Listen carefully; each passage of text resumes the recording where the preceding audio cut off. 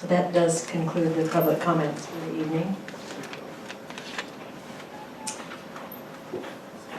And again, we do appreciate hearing from all of you. Next item on the agenda is the consent agenda. It's the minutes of the regular meeting on 10/27, special meetings on 10/27, 11/3, and 11/5, payment of bills, personnel report, resolution number 729, and the out-of-state field trips. Is there a motion to approve? So moved. Second. I have a question on the out-of-state field trip. Damon, I believe. So I've received a letter, recommendation. There's nothing from the parents here of the student. Yes, that documentation is submitted through Bothell High School through Pat McHugh. Before Caleb submitted his application to be running for office, his parents had to approve that prior to, with Pat McHugh being the advisor for the Skills USA chapter at Bothell High School. The parents are in favor of Yes, this, going forward. That was I saw nothing from parents, and it just concerned me a bit that it looks like we were taking over your life. No, his Maybe a parents little. have already submitted approval Thank you very much. prior to him running for office. Go away because I have a question. Okay. I want you to go sit back down. First of all, congratulations. Wow, what an amazing honor. I read through it all and it was very impressive what you get to do. So maybe a round of applause. I just sit through all this and this is good for learning leadership skills, right? My question was, I was reading through the what the responsibilities were, and it looked to me, and so please clarify, that he was supposed to have someone with him, because I read here where it says staff members shall not leave event prior to national officers. Does that mean the staff from this From group, not Skills someone USA. that has to travel Exactly, with him? from I just Skills wanted- USA, yes. Okay, I just wanted to clarify Yep. that. Sure you knew what you were doing. Yes. Since we're approving it. That was my only question. You feel good about it, Caleb? I'll bet. Looks like like you're traveling a lot. Two more times. Any other questions on any of the consent agenda items? Seeing none, we'll call for a vote.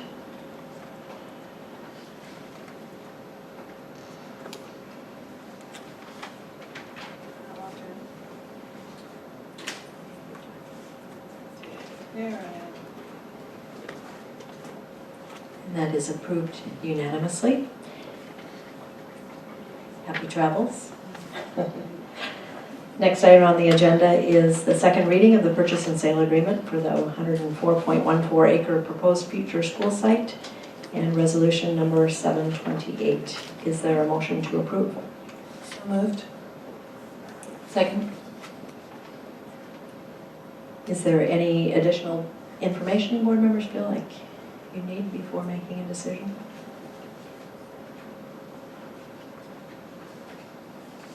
I did.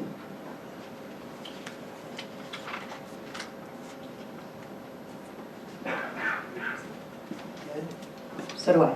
Okay.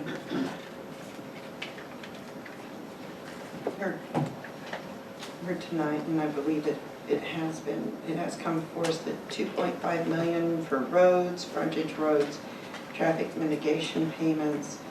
And that was kind of my question. What is that going to look like in terms of changing the roads? Have you guys looked at that? Have you thought through the road changes that would have to happen for this property? What that looks like and what the cost is? Yes and no. We have looked at the traffic study for the area. Laura Brent, I may ask you to come to give a few more specifics, but suffice it to say we can't answer precisely until we know exactly what we're citing there, and we know what the specifics of our project are and what the regulations around the roadway improvements would be, and therefore what the cost is at that time, instead of today. So whenever we are talking about citing something, is there a difference between road work you would need to do for an elementary or a high school? Is that what you're saying? Correct. So it depends on the density of the traffic that you're It also depends on what changes in jurisdictional codes that may be required. Between now and then, what you say?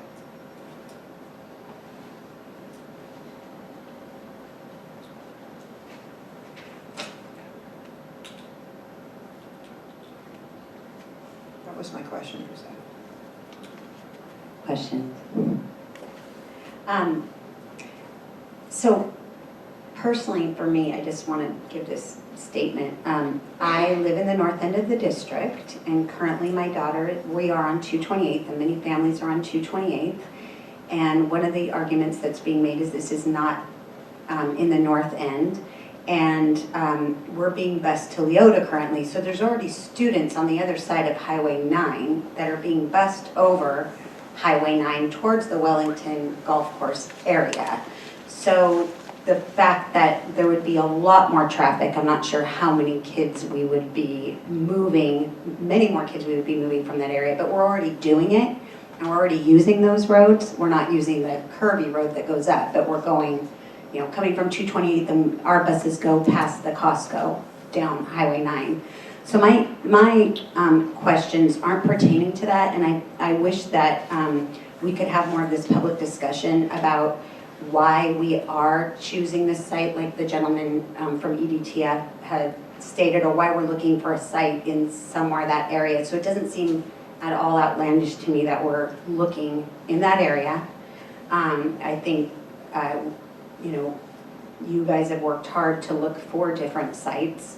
But with that, I do have questions about it. So, and I do think that, you know, we have a resolution here that we need to find sites, whether it's, if we're gonna build a school in 2022, we can't just buy a property in 2022. If potentially we were gonna build a school at that time, we can't buy a property at that point. And it could be, properties could be many millions more at that point. So I don't think that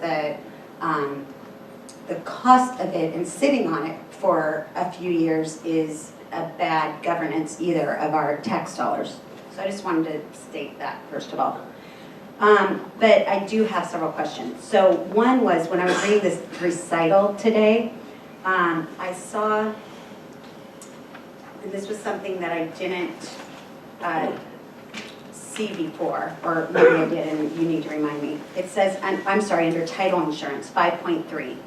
It says buyer has reviewed the preliminary commitment and has objected to special exception number 33, which is that certain restrictive covenants recorded under Snohomish County, where Snohomish County is the grantor and the University of Washington is the grantee, that's the restrictive covenant.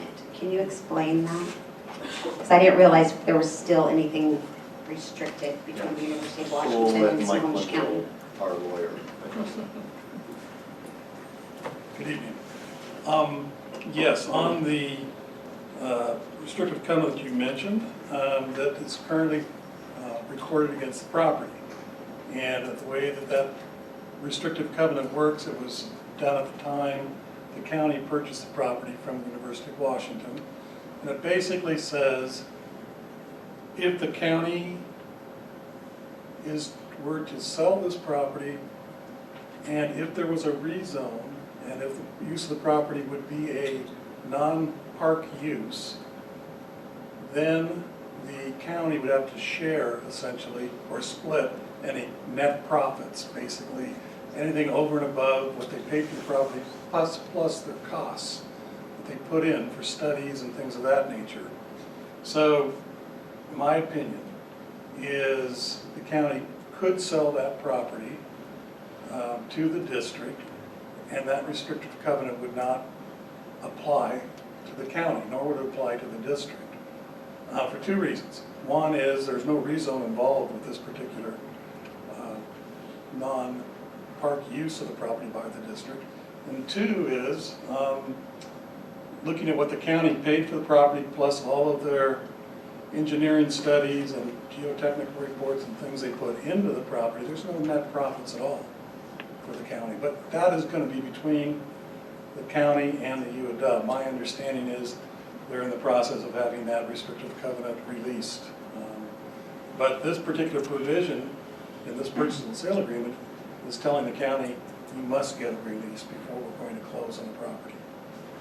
So, just to paraphrase back, restrictive does not mean land use in this context.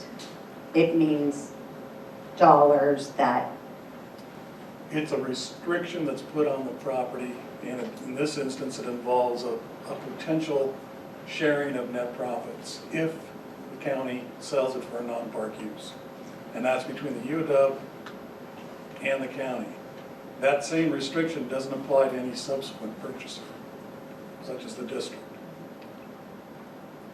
Can I just follow up, just to make sure I understand what you just said? And Right. you say in the purchase and sale agreement, if that restriction is not cleaned up, we have the opportunity to walk away. That's correct. But my understanding is it will be.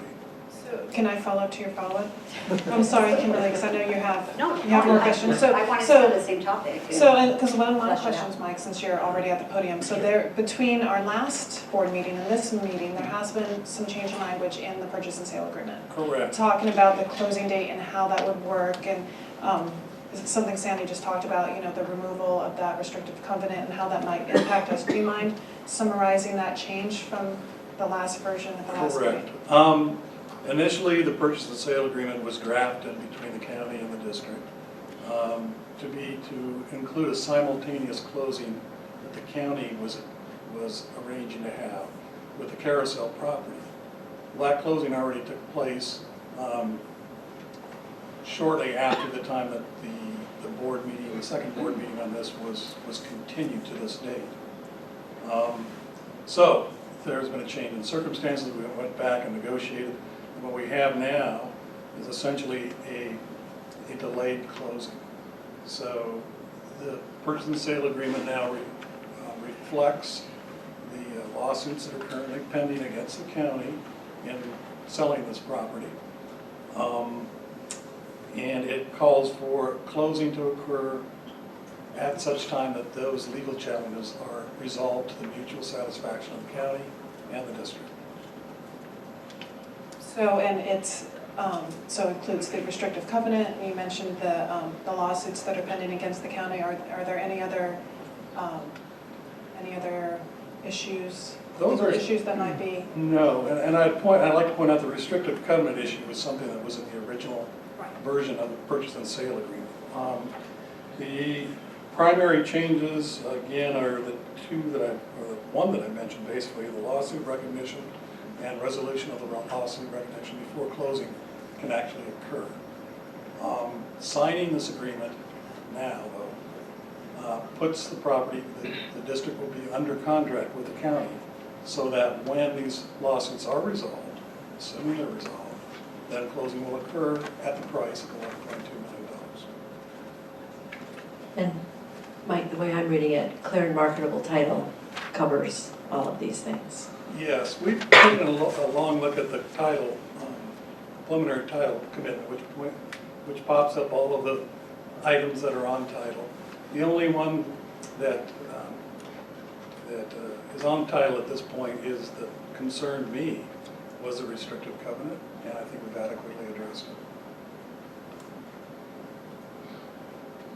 So, while I do think it's prudent to spend money ahead of time, like I previously commented on, a question's been brought up that the property we're buying is 2 times what the assessed value is. So, obviously, buying a property that's more. Now, what I also know is that as a government organization, I don't believe we can buy something above what the assessed value. So maybe it's assessed and appraised or different?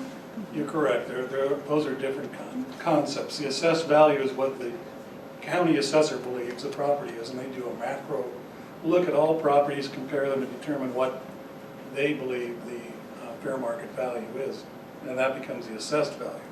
The fair market value is a very specific look at the property and what a willing buyer, willing seller, neither under compulsion would pay for a property like this. We have an appraisal, and the payment price that the county meets is actually a little under the appraised value. So, and then the final point, not to get acute on this, but the restriction on buying or selling property for government agencies for more, if you're the, or less, depending on whether the buyer or the seller, being tied to fair market value is basically something rooted in our Constitution, not giving gifts of public funds. But in dealing with agencies, other public agencies, the restriction is a statutory restriction. It says you should get fair value. And there is an Attorney General opinion from maybe 15 years ago that distinguishes what that means. Fair value is not necessarily fair market value. But in either event, the price of $1.2 million is under the appraised value.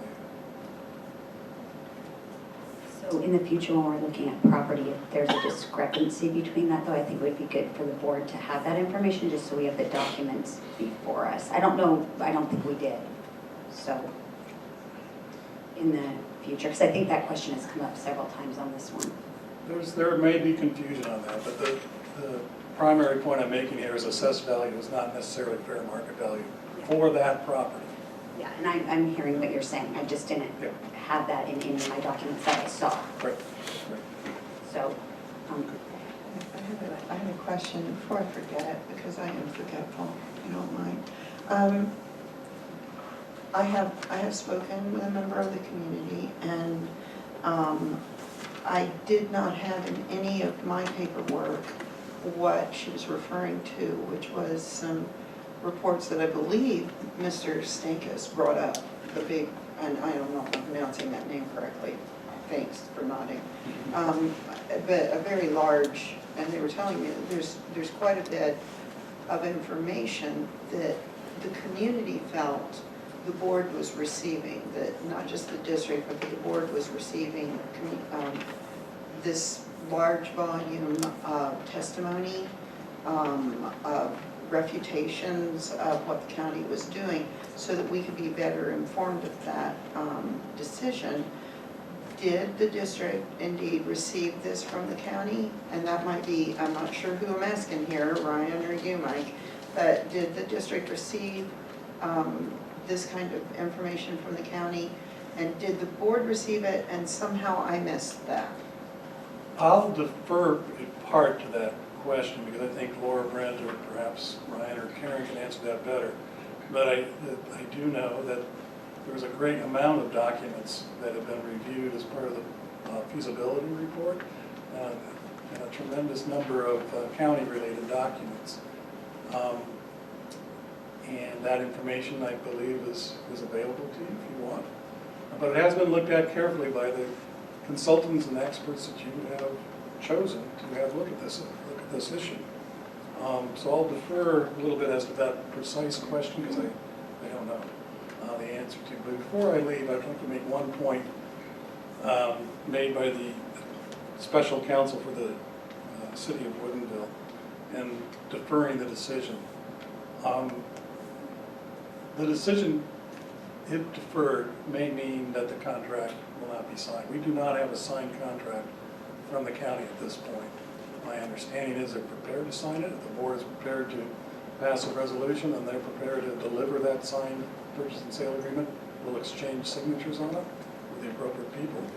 But deferral, one consequence could be that the transaction just evaporates because we're not under contract now.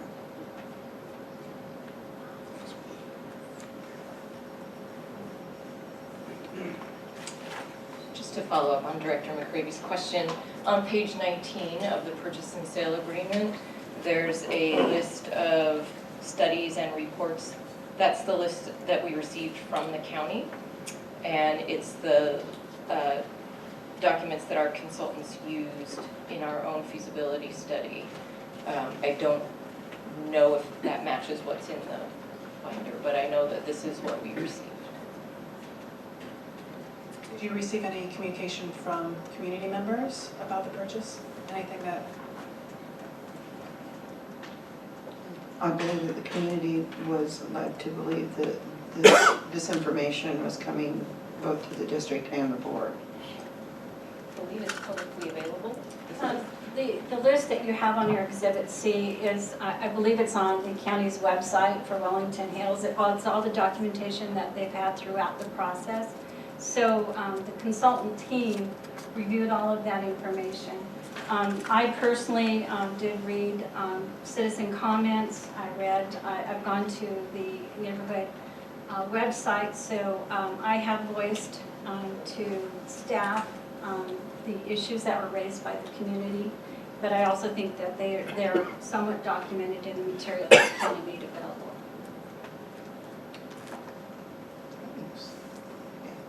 So testimony from the community is included in these documents? I can't verify that. I know that we did look at some citizen comments as part of the process. Exactly what document it is, I can't tell you. Turned my house upside down trying to find it. We did not receive anything, a separate document from the community as part of this process. I have a question.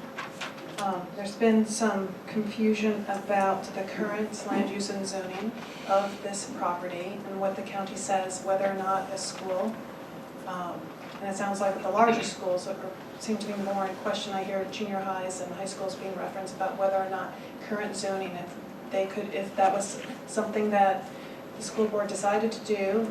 I understand it could change in the future, but as it stands right now, does this property have the proper zoning to put a school?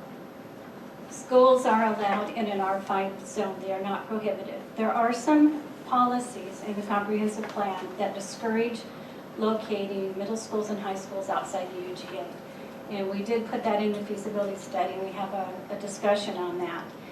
What I have recommended, or what I've stated to staff, is that as you move forward on the site and you were to go through the permitting process, you're going to have to illustrate why you located why the schools, proposed schools would be located outside of the UGA if they were in fact a middle school or a high school. So there was a process that we would need to do, similar to what we did for high school, for North Creek High School. As you know, part of that is outside the UGA, and we did present to the county documentation of other sites that we tried to cite the school on. So there is some additional information that the district would have to provide as part of the permitting process. And we have experience, it sounds like recent experience with that discussion with the county. Correct. I didn't realize that was part of the discussion for North Creek. Yes, because as you know, the fields are all located outside the UGA.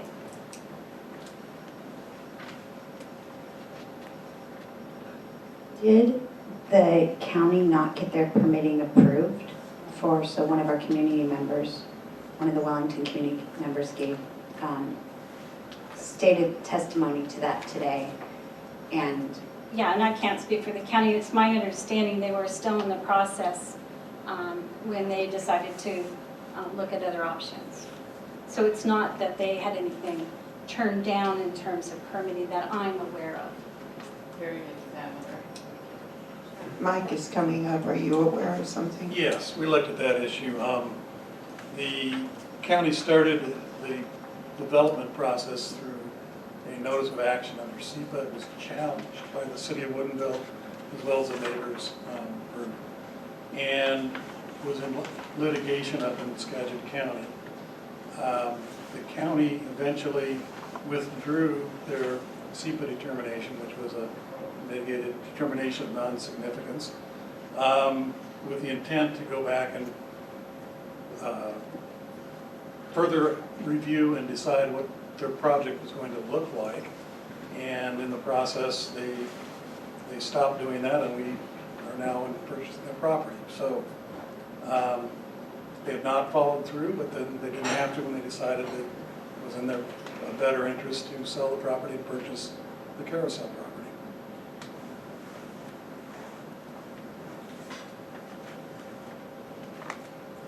so this is the dilemma that I am struggling with, and the conundrum in this. Our staff and works very hard, and our EDTF committee, to be able to find properties, and we've been looking for a property for quite a while now. So, and there's no good place to build that people aren't going to potentially be upset and angry. I live in a neighborhood with hundreds of upset families because our schools are so overcrowded, we have nowhere to put our kids. And we are competing for dollars, with developers in this side of the UGA. We're getting priced out of the market when we are looking to purchase properties this side of the UGA.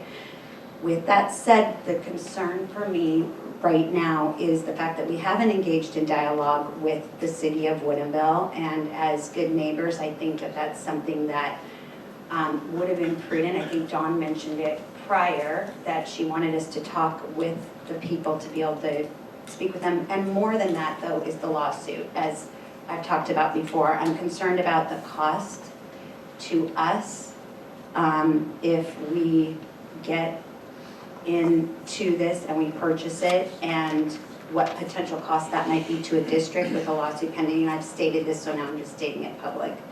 And the different factors that are involved in that lawsuit that aren't about North Shore at the present moment, but potentially could be if we purchase this property.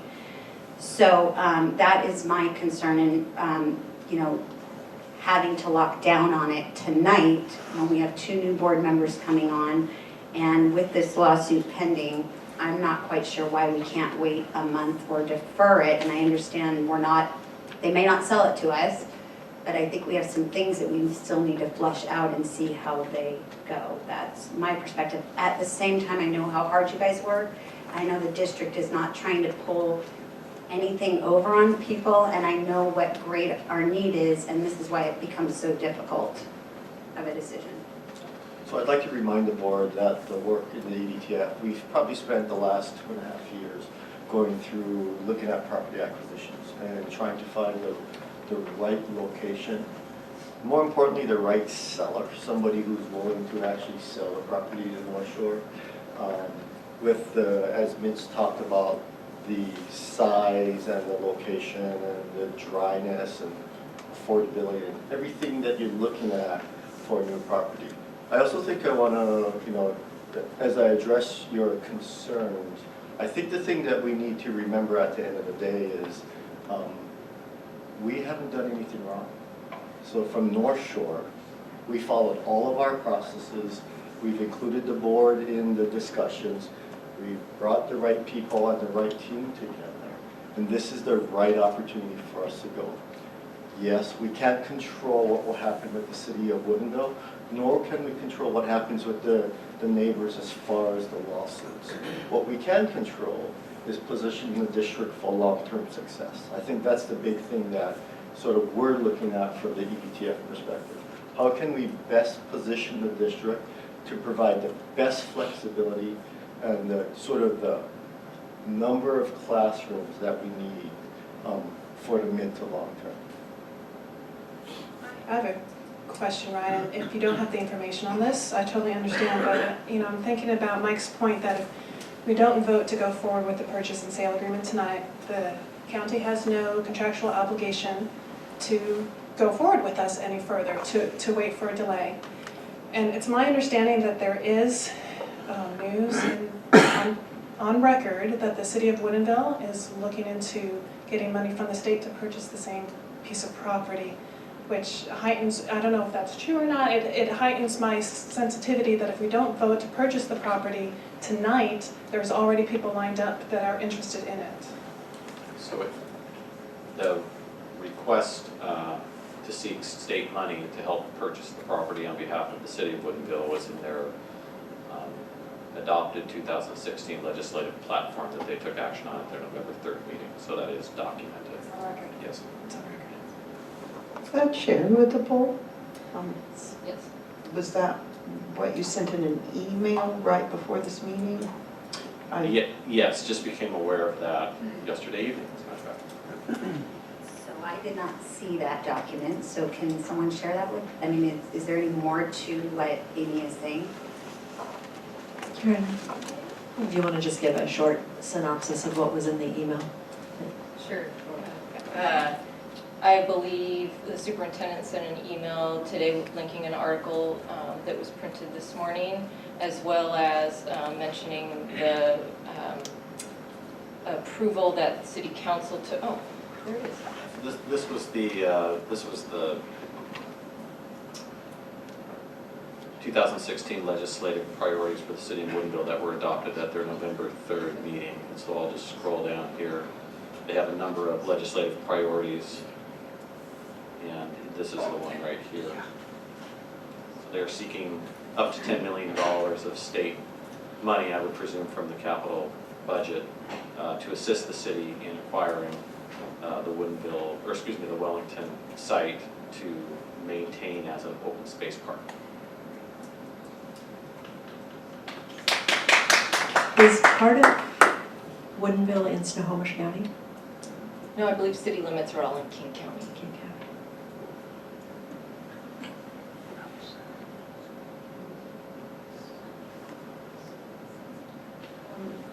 So, just from my opinion on this, I'm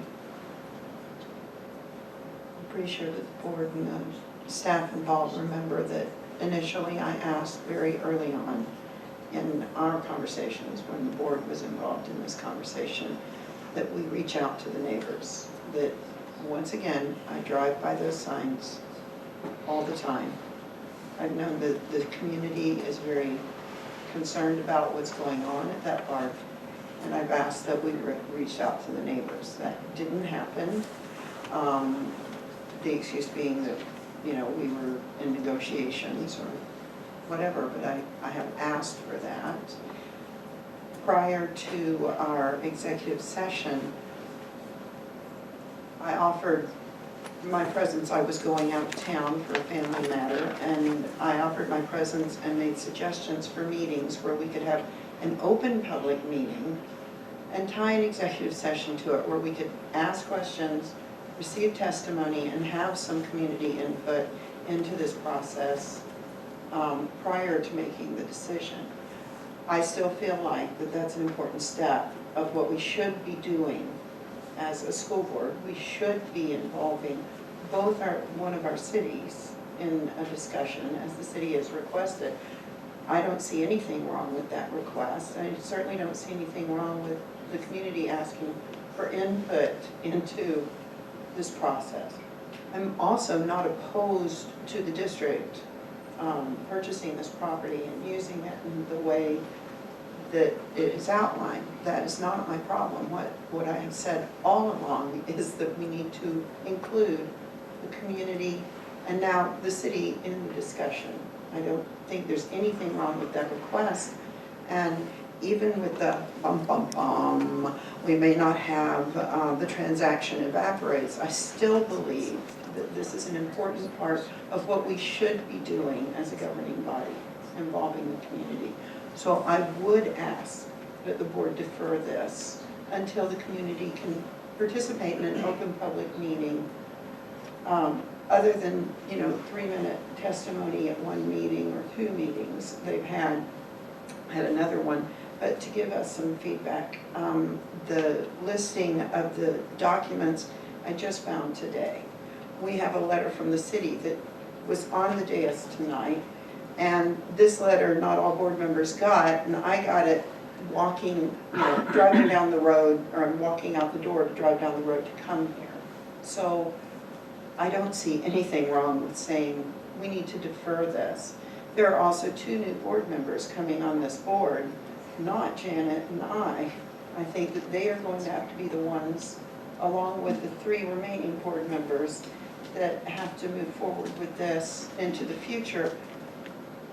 And I think that they should be caught up on things and made well aware of what they're getting into. So I would like to amend the motion to postpone. So I'd like to remind the board that we do engage the community in our cities. That's part of our process.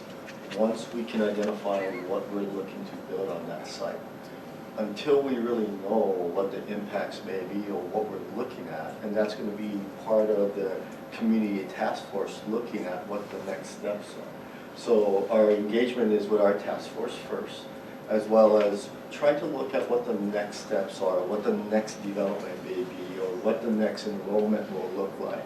Once that's determined, then the next thing, real similar to what we've done with North Creek High School and all of the other schools that we've built, we've always engaged the community, we've always engaged the jurisdictions. That's part of the districts trying to be good neighbors. At the end of the day, we have to live with them from an operational perspective. So that's not a new thing. I appreciate your rebuttal, but I made an amending motion, essentially. So the board should be responding to that. I appreciate his rebuttal as well, but actually, the process should be that if I make an amending motion, there should be board discussion about that, either a second to take that discussion further, and then Ryan's comments are appropriate. Second. We use Robert's Rules of Order as a guide, and we appreciate the input that Ryan has given. But there is a motion on the table to defer this, and it requires a second. Second. Okay, so is there any discussion on this? Well, in making the motion, I made quite a bit of discussion about why I thought it was imperative that we not rush into this. One of the folks that testified, sorry, don't remember the name, Eric Hangstrom? Okay, made a statement that said, it seems to be a panic purchase. And I felt very much that we're just kind of rushing this. It felt very rushed when we were doing it for the county to have a coordinated closing on the Carousel property and this property. I think it's a really good question. Why are we being rushed? Why not involve interaction with the community? Why not wait for the other two board members who are going to have to, having made this discussion, look at some potential things down the road that they have to deal with without tying their hands with a previous board's decision, realizing that three of you will be continuing. I think that this is an odd timing thing. I think that putting it off until the new board members can be caught up to speed and collaborate with the three that are left is a wiser move. And I second it, and I'll just reiterate, I know how hard you guys work, and I know how hard we try to, and the faces that are out there, be good community members. It's true, and we're gonna have, like I said, 100 people mad that we're not moving forward with this today. So it's both sides of the fence. It's not to, my issue isn't to appease a certain group yet. My issue is that there's lawsuits pending, there's been action taken, and I don't want to waste our tax dollars with legal fees and other things that we're not involved in, or we're not made part of the lawsuit yet. The litigation's not directly against us. And I think, as Dawn said, that it is, taking a month, dialoguing with the city. Maybe there's other land we don't know about, and though I know you guys have looked, and they worked very hard at it, and I do want to say that to everybody out there. We have been looking very diligently. So I have some thoughts to share as well, and I would reiterate what Ryan said, that this is not a panic purchase, that I feel like I have enough information to make a decision tonight, that it's been a 2.5-year process in looking for the property, and one of the other significant pieces of property available to us was the Carousel property, no longer available to us as a purchase, so very limiting. I would also remind board members of the people that we had coming to our board meeting when we tried to purchase property around the North Creek High School, and the strong resistance and the district practice not to do eminent domain or condemnation in order to acquire property. I think that's part of being a good neighbor, that we have demonstrated. And I would also just point out the lengths that we've gone to with the North Creek neighbors, that we have really reached out to them. And if you go and visit that school and take a tour of it, you'll see the mitigating, what they've built to take care of some of the neighbors' concerns, and very intentionally listen to the neighbors. So I have complete confidence that the district will reach out to the neighbors, and we're talking about 2022, a long time in the future, and a lot of time to have dialogue with the neighbors about what exactly will be done. The price is right. We're purchasing from a public entity, so there's no adverse possession or condemnation that will be involved. Our staff has investigated the feasibility. The purchase and sale agreement was revised in a way that I really personally appreciate, to protect the district free and clear and marketable title. Addresses the lawsuit, it addresses the UW, it addresses any lingering concerns that I had. I called Karen today to talk about the list of documents on page 19 of the exhibits that the Snohomish County, the list of due diligence documents that were provided by Snohomish County, and got great input from her on that, and that's been available for board members to access as well, as part of the purchase and sale agreement.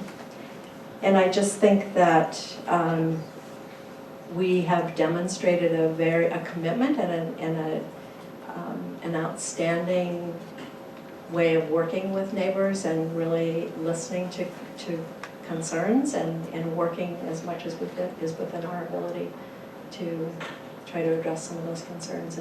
And I just think that this would be a loss for the district if we don't move forward with the purchase, because it's a good price, it's a good location. Like Mitch said, this is not sudden. We've been looking at property. It's a culmination of a very long process for us. We have followed our processes and our procedures. So for me, I feel like I'm not interested in deferring. I feel like this is really a solid decision on the part of the board. So I'm ready to move forward personally. I think that not deferring is clearly not engaging with the community. So, I would differ an opinion of that. Yeah, I understood that. I mean, we have two board members that have not had an opportunity to speak to it, so. Yeah. So, if the time hadn't been taken to change the closing language within the purchase and sale agreement, I would have huge reservations. But I went back and took a good look at it, and we have the ability, if the legal issues and the lawsuits are not resolved to our satisfaction, and up to our sole discretion that they are not resolved to our satisfaction, we get our money out of escrow with interest. There's not a financial risk. There is the financial risk if we do have to incur legal fees, Kimberly, that's true. But in terms of the $11.2 million, it's placed in escrow, any interest accrued if we decide, and the future board decides that it's not in our interest to go forward and close within those 2 years. In 2 years, if the legal issues haven't been resolved, again, it comes back to the board in terms of deciding what to do next. Do we try to renew another purchase and sale agreement, or do we let it go? So I think there are opportunities in the future for the new board to weigh in. I think that, in terms of this question about a speedy decision, I do believe, we've heard from the EDTF for a long time that the need for land acquisition is real, that within the next 10 years, our estimates, we're going to have 2,200 more students, and up to this point, our estimates have been a little bit on the conservative side. In the last few years, we've had more students come in than we were expecting, actually. So I think it's reasonable to expect it would be more than 2,200 students in the next 10 years. And that's a real need that our district has in order to plan for that long term. And so, in terms of planning for that long term, it hasn't been speedy on that end. But then with how the county framed it, I wasn't in the negotiations directly, but I think the speed is a symptom of the scarcity. I think because large parcels there's not as many of them that are flat, like like Karen and Ryan said, that are flat and not wetlands and you can build on, they're scarce. And that's why they wanted us to close quickly, and that's why we're faced with this somewhat speedy, but not in other ways, speedy decision. And so I am not in favor of deferring. I think we have evidence that there's other parties interested in the land, and it's in the district's best interest to go forward and see how the lawsuits play out. Well, also I think it's in the school district's best interest to solidify that purchase price, so that over the next 2 years, I mean, the purchase and sale agreement solidifies that 11.2, so if the land continues to rise in value, we still have that relatively good deal. So I think going forward with the purchase and sale agreement is in the best interest tonight. Sandy, did you want to weigh in on deferring it? Yeah, so as far as the defer, what I'm hearing is that if we ask for a defer, there's a very real possibility that Snohomish County will interpret that as a no. And that guarantees that the 2 new board members don't have a say if we do that, right? That they then don't get a say because Snohomish County sees it as a no and they move on. So then they don't get to it. If we make a decision to pursue what essentially is kind of a holding pattern of a purchase and sale agreement, it just kind of sort of sits out there waiting for some other decisions to get made, then we're ensuring that they do get to be part of that decision in the future when the courts have resolved all of this. And I don't know what that decision will be because none of us can predict what the courts are going to do. So I think in terms of deferring so that the board members can weigh in, we actually ironically end up moving them out of the process. There's very real risk that they are then excluded from the process. So all board members have had an opportunity to speak to I the want to add deferment. one more thing to what Sandy said, and to what Amy said. Another real concern to me, and maybe Ryan can speak to this, is that if this property doesn't close till 2017, and let's say that it doesn't work out, and now we've waited 2 years down the road because we think that we have this property, it could end up costing us more 2 years down the road to go look for other properties. There might be less property available than there is currently. So if we hold this property and we're potentially not closing on it for 2 years, are we still looking for other properties to secure? Actually, based on the decisions that the county has already made in purchasing Carousel, that was our alternative option. That just became available though, correct? That was a new property that we knew about? Actually, that was one of the properties that we've shared with the board when we went through property acquisition and looking at the different property options 6 that months we ago. have. Actually, I think it was about a year ago. Okay, but in recent history is what I'm saying. You mean the closing? No, what I'm saying is we were shown, at one point we were shown Carousel, and I don't remember at what point that was. But what I'm saying is that if this property were to fall through, are we still looking at other properties? Because when we get to 2017, if for some reason it doesn't work out, the lawsuits prevail in favor of the city, let's say, and the neighborhood group, now what do we do in 2017? Are we just sitting right now and not looking at any other property? I would say we'd be sitting and waiting on this property. There's not a lot of properties out there that is this size of magnitude of price that we have out there. And the alternative option that the district did have was closed last week with the Snohomish County. I understand. Fair to say, though, that George Chakotich is always keeping an eye out on behalf of the district for new opportunities that may present themselves. Yes. And will continue to do so. That's been my experience in the 8 years in the Yes, district. George is always combing the neighborhoods for, I guess that's what I'm trying to get at. yes. Yeah. So George is always looking at the available properties, but based on the area that we focused on for the continued growth, as we look at what the next steps would be for flexible growth for the district, the area that we looked at was this 2x4 square mile area that we could focus on, given some of the restrictions we have in King County, given the boundary that we would be, the district boundary, and given some of the topo or the sort of the wetlands that we know in the northern part of our district. Thank you, Ryan. So we have a motion to defer, and we're going to do a voice vote on that. So those in favor of deferring it to an undetermined future date is what I heard in the motion. Say aye.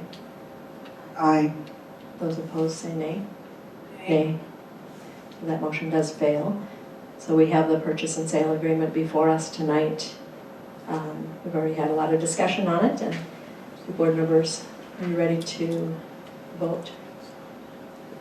Will make a statement then on that, and that is I will be voting no on this then. Unfortunately, I would have preferred to vote yes, but without allowing for open community comment and transparent conversations with one of our cities, I think that it's a resounding no from me. Okay, seeing no further discussion, I'll call for a vote.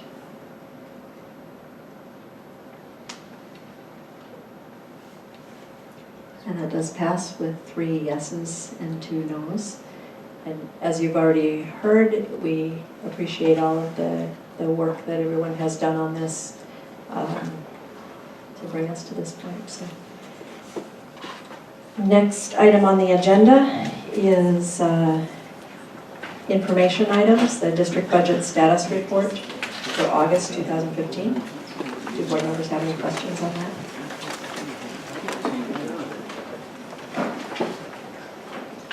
So the $8 million that in the capital fund, I believe, I saw what the reasoning for that. But then one of the letters stated, I can find it.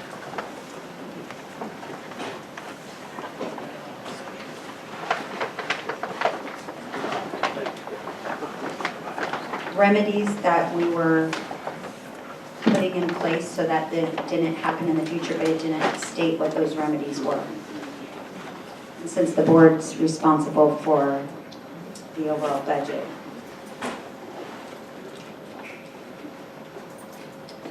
So one of the fixes is an acknowledgement that we've been looking at capital on a project basis, and we need to do a better job taking a snapshot and taking the project and making sure that it's represented for the fiscal year as well. So one of the things we've done is recreated a project budget to actual report to include the annual amount so that a double comparison can be performed. We are also having 2 additional meetings. In addition to our monthly meetings, we are going to have 2 more check-ins with the support services and business services team to really study the expected cash flow, the expected expenditure spending pattern, to make sure that if we are going to exceed our budget authority, that this is identified before the close of the fiscal year. So teaming, re-report writing should basically take care of it.